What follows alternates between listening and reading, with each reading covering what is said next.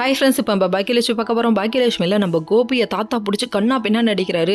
இந்த பக்கத்து left right அப்படின்னு சொல்லிட்டு இப்போ கண்ணா பின்னான்னு அடி வாங்குறாரு. சரி, இதெல்லாம் ஒரு பக்கம் இருக்க, எதுக்கு அடிக்கிறேன்னு சொல்லிட்டு அடியா அப்பாவாக இருந்தாலும் அப்படிங்கிற மாதிரி அவர் ஃபீல் பண்ணுறாரு. அது மட்டும் இல்லைங்க, நம்ம செலியன் எலியெல்லாம் என்ன சொல்லிட்டாருன்னா அப்பாவாச்சேன்னு பார்க்குறேன், அப்பான்னு கூட பார்க்க மாட்டேன், இன்னும் ஒரு நிமிஷம் இங்கே நின்னீங்க அசிங்கமாக பேசிடுவேன், இப்போ கண்ணா பின்னான்னு கை வச்சிருவேங்கிறாங்க.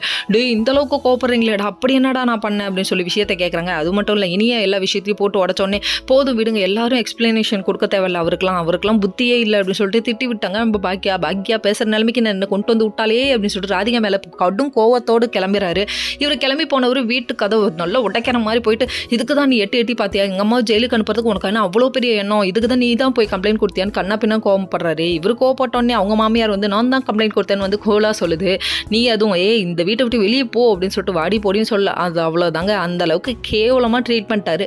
இவ்வளோ ட்ரீட் பண்ணி அசிங்கத்தெல்லாம் தொடச்சி விட்டுட்டு நீங்கள் உட்காந்துருக்கேன், எதுக்காகமா ஒன்றும் புரியலையே அப்படிங்கிற மாதிரி இருக்குது. எல்லாம் தேவையா கோபி, சோளமுத்தான் போச்சா, வாழ்க்கையில் இவ்வளோ அடி பண்ணணும்னு உனக்கு தலையெழுத்தா அப்படிங்கிற மாதிரி ஆயிடுச்சு. எங்கள் அம்மா தள்ளி விட்டதை நீங்கள் பார்த்தீங்க, எங்கள் அம்மா கொலகாரி, நீ எதுக்கு போய் சொல்கிற அப்படின்னு சொல்லிட்டு கண்ணா பின்னான்னு திட்டி விட்டாரு. நீ எவ்வளோ திட்டினாலும் புத்தியில் உரை.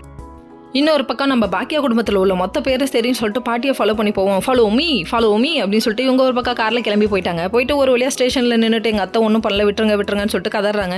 முடியாதுமா, இது மாதிரி கேஸ் ஆயிடுச்சு, இதுக்கப்புறம் நீங்கள் கோர்ட்டில் வந்து பார்த்துக்கோங்கன்னு சொல்லிட்டு இவங்க ஒரு பக்கம் சொல்லிட்டாங்க. நம்ம கோபி ஒரு பக்கம் வெளியிலேயே நின்றுட்டுருக்காரு வாசல்லே. நீ ஒரு சிறந்த மகன் சொல்லிட்டு ஒரு பேரை கொடுக்கலாம், உடுப்பா கவலைப்படாது அப்படிங்கிற மாதிரி இருக்குது. Okay friends, next